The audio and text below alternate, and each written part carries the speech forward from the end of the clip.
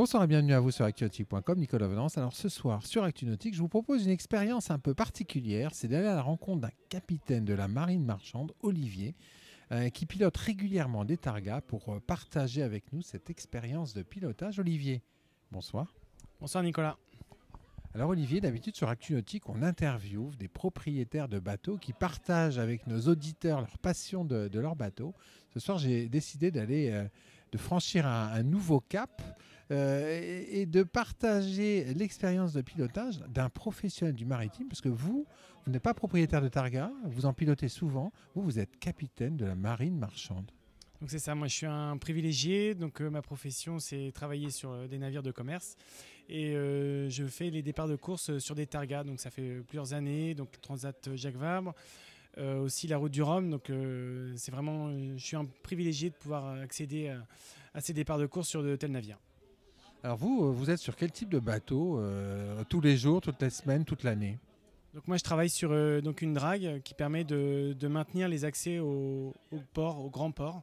Donc on travaille pour éviter l'accumulation de vases et donc permettre l'accès aux gros navires, les plus gros porte-conteneurs jusqu'à 400 mètres aujourd'hui. Un bateau qui fait quelle taille? Faites-nous rêver, nous qui sommes dans le nautisme. Donc moi je travaille sur un bateau de 60 mètres pour environ 2800 tonnes. Et il faut imaginer que les plus gros bateaux aujourd'hui c'est des bateaux de 400 mètres qui font plus de 100 000 tonnes. Alors ça se pilote sans doute pas comme un targa. Vous aussi vous êtes dans la marine marchande, mais vous êtes voileux. Donc oui, je suis voileux, je pratique la voile en régate, donc plus en régate côtière que hauturière. Et c'est vrai que j'étais pas forcément destiné à faire du bateau à moteur, mais quand j'ai commencé à naviguer sur des targas, je me suis dit que c'était vraiment, vraiment chouette comme navigation aussi. Alors justement, là je vais faire un gros plan quand même sur le poste de barre de ce Targa 46, hein, c'est le flagship du chantier finlandais. C'est quoi les impressions que vous avez, vos impressions de pilotage? Ça se caractérise comment le pilotage d'un Targa?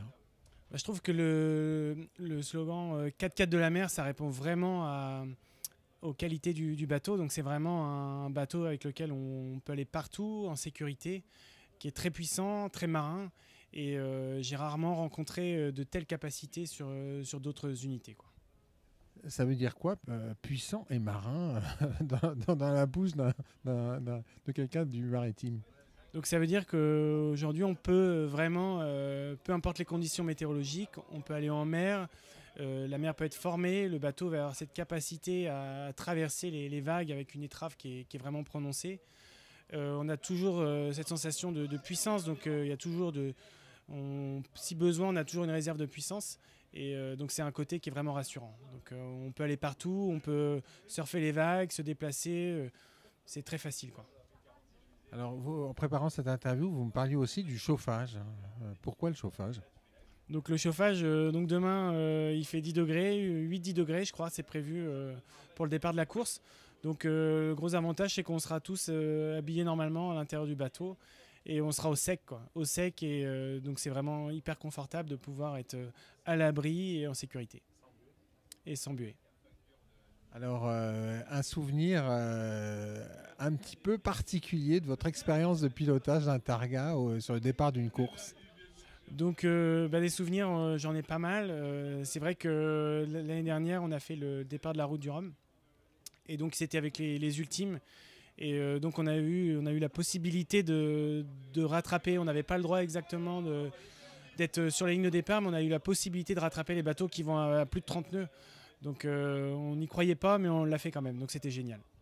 Les images étaient superbes. Alors il y a 2 ans, ici au Havre, j'ai le souvenir d'un départ de course hallucinant. Donc oui, donc là c'était un peu plus compliqué. Il y avait vraiment une météo difficile avec de gros creux. Donc ça a été dur, notamment pour les journalistes, hein. Mais bon, après, une fois qu'on s'éloignait un peu de la digue, de la baie du Havre, donc ça s'est aplati et là c'était encore magnifique. Des très belles images, un bon moment pour nous.